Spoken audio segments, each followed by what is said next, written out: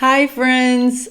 I'm Gina. Welcome to Hope and Cope, where we talk about how to live our best life by God's grace in spite of the painful and tragic choices of those that we love. So, this is number 4 in a series on the 12 steps of Alcoholics Anonymous or Al Anon. There is just a one-word difference in those 12 steps between the two groups. In the 12th step, they tried to carry the message to other alcoholics. And in Al-Anon, we carry the message to others. So extremely similar steps. And I hope you've watched the other videos on steps 1 through 9. And today we're going to talk about 10, 11, and 12. We're going to wrap this up. So I hope they've been helpful to you. And here we go. So step 10 in the 12 steps is we continue to take personal inventory, and when we were wrong, we promptly admitted it. So we talked earlier on about how we take an inventory of what we've done and how we make amends. And so we're just going to continue this process on a daily basis. Some people actually, like at the end of the day, they take an inventory of the day. Some people just all through the day are just measuring their motives. Why did I say that? Why do I feel this way? Why did what they said make me feel this way? What's going on inside of me? Why did that traffic really annoy me? What's going on the inside of me? Just every little thing, like not getting my way about something simple or the weather. I mean, these all can be things that can be telltale signs that something in us is not right, and we can work it out. I usually can just work these things out with God through prayer and meditation on God. And sometimes I have to talk things out with my sister or one of my kids or all of my kids or something like that. But when we are wrong, we promptly admitted it. So we worked a step earlier where we made a list of all the people we had harmed, and we're working on making amends. That could take a long time for some, meaning you might be like, well, when I see my aunt at Christmas, I want to sit down and have a heart-to-heart talk with her. I'm going to talk to her then. Or there might be people that you don't even know where they are anymore. And so you're just going to have to say to God, if you ever bring that person back in my life, I will gladly make that amends. So this is a step that so that step can take some time if you don't just have them all lined up in a row and you go in a week and you just boom, boom, boom, make all your amends. This can be a process. So this is an addition to that process where just daily you're trying to make those amends. If you snap at somebody, if you're harsh, if you judge someone inappropriately, you just know why they were late. You just know why they didn't do that favor for you. You just know why they parked in your spot. That sort of thing. Just keep it all cleaned up. Just make sure that you are either going to that person and saying, I shouldn't have said that. I shouldn't have prejudged that. I should have listened before I made that decision or before I blurted out what I said. But we're just doing it on a daily basis. We're just trying very hard to make sure we are reining ourselves in and being our best self all the time.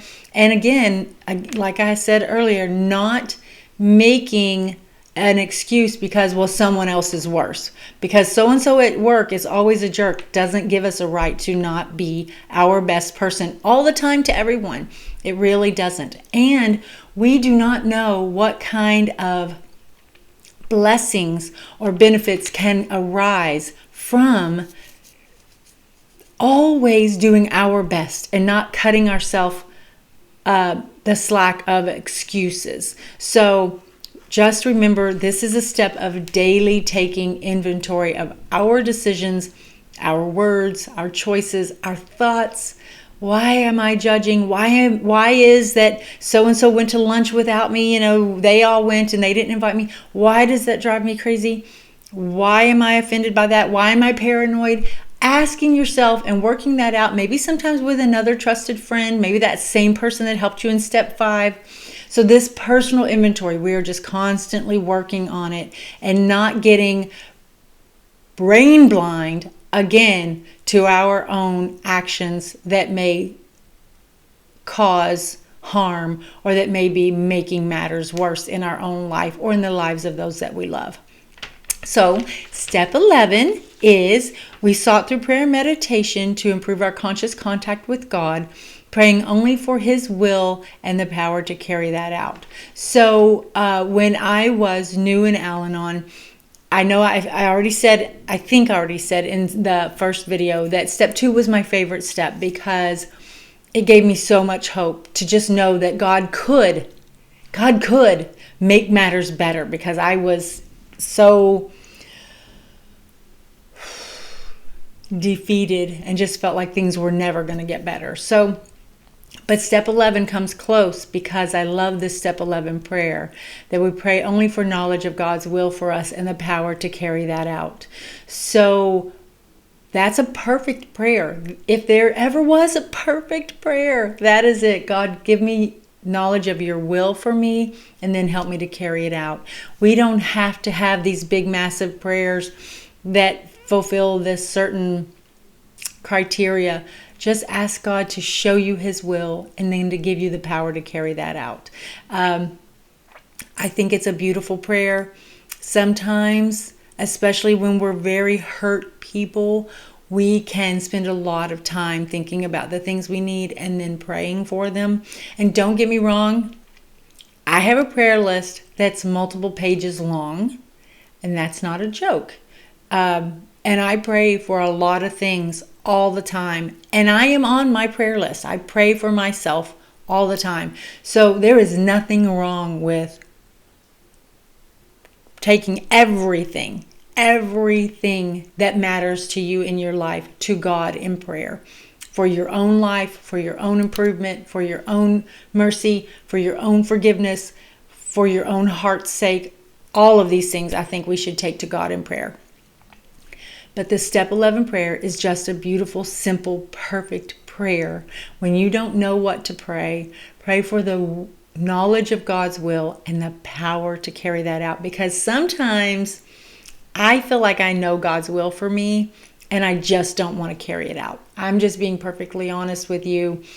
That is two sides to the same coin. In fact, knowing God's will and not being willing to do it, or at least not being willing to do it right now, I'm like, someday God, I'll do it. But right now, I can't.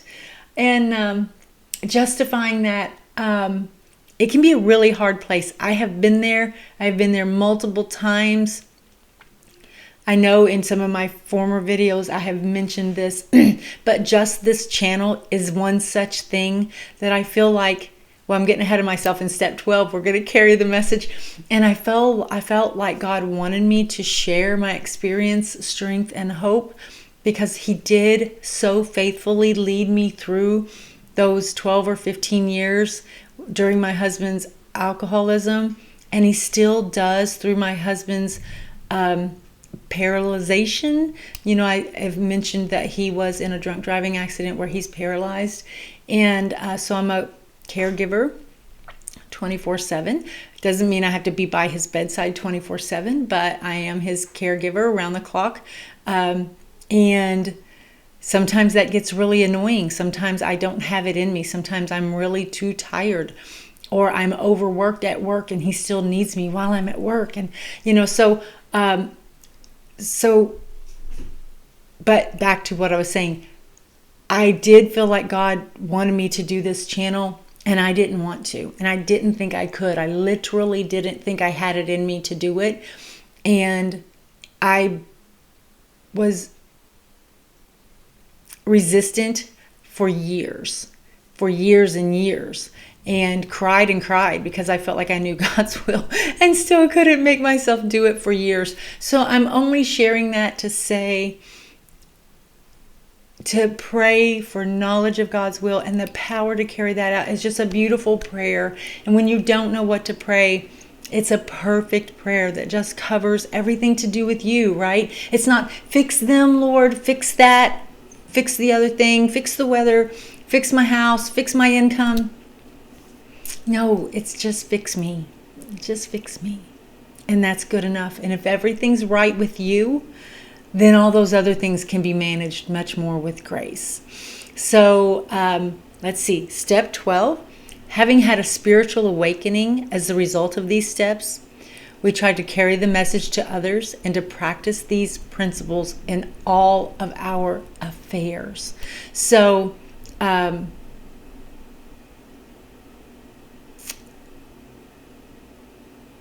now we're going to take all those steps and we're going to do them every day to the best of our ability. So all the way from step 1, recognizing that we're powerless, and you can put anything in that blank. In the AA and Al-Anon, we're powerless over alcohol. But let me just tell you, if this is helpful to you, I tell you this from the bottom of my heart, there's most everything that we're really powerless over. Except what I'm going to choose to do today, what I'm going to eat, when I'm going to go to bed, when I'm going to get up, what I'm going to wear, things that I have power over. But the other things, the weather, the decisions of the loved ones in my family, the disease, or my boss, or the direction of the company I work for, or my neighbors, who's moving in, who's moving out. I mean, the list goes on and on and on of the things we don't have control over. And so all the way from step 1, recognizing that God can make it better in step 2, turning our will and our life over to God in step 3, making that fearless and searching, I don't know why I keep getting that backwards, that searching and fearless moral inventory in step 4, admitting our shortcomings to ourselves and to God and to another trusted human being in step 5, asking God to remove our shortcomings, and then making amends. That is going to come in step 7 and 8, 9, and then just these maintenance steps of constantly trying to grow in our spiritual walk, constantly trying to take our moral inventory, and constantly trying to be the best person we can through our conscious contact with God. And that's just a nutshell of the 12 steps. People can talk incessantly. I don't know if that's a disrespectful word. I don't mean for it to be, but people can talk on and on and on and on and on for literally hours about these 12 steps. So they are much more in depth than what I have done in these few short videos, but they were really life-changing for me. And they really did help me to not be the victim. I tend to be maybe passive aggressive, I don't know, but kind of a passive personality where I'm not real prone to run the day, run the show, take over, be in charge, give my opinion about everything, not necessarily. And so it was really helpful to me to find my part, to find my role. I wasn't the one in the middle of everything, but I still played a role. And so I was still able to change my position in the situation, which empowered me and relieved me at the same time. So I hope this was helpful to you. Please, if it was, like it, give me a thumbs up. I'd love for you to subscribe. I'd love for you to share this with a friend and make a comment in the description, I always say description, make a comment in the comments below if this has been helpful, or if you have any, do you have a favorite step or something in these videos that was particularly helpful to you? I would love to hear about it. And until next time, please know I'm praying for you always, and I want the best for you, and have a great one.